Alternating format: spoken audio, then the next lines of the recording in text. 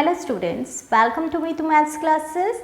Your question is, if fx is defined as sine of square root of greatest integer function of lambda times x is a periodic function with period pi.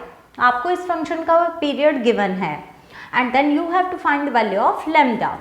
So let us start to find out the period of your function. And then we are going to equate it with pi and hence we can get the value of lambda. So the your function is like sine of constant times x. So the period of sine x, we know that there is a result that the period of sine x is equals to 2 pi and the period of sine nx will be equals to 2 pi by n. जितना भी जो भी coefficient होता है x का उससे आप divide कर देते हैं अपने पीरियड को.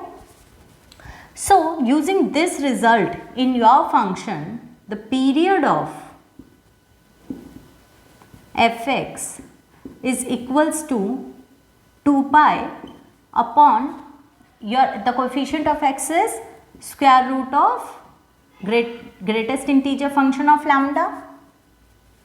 But according to the question, here this period is equals to pi. 2 pi upon square root of greatest integer function of lambda is equals to pi. So this implies that square root of greatest integer function of pi lambda is equals to 2. So we can squaring both sides, then greatest integer function of lambda will give you value 4. अब greatest integer function आपका कैसा होता है? That is a step function 0 से 1 तक. When x is from 0 to 1, your function takes value 0. When x takes values between 1 to 2, your function is 1 here. When x takes value between 2 to 3, your function assumes value 2 here.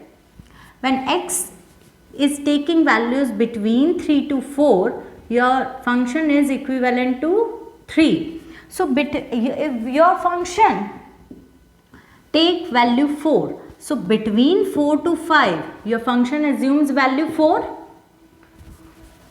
So lambda must lying in between 4 and strictly less than 5. क्योंकि 5 के equivalent होते ही greatest integer function of 5 will become 5. So the value of lambda is greater than equals to 4 and strictly less than 5.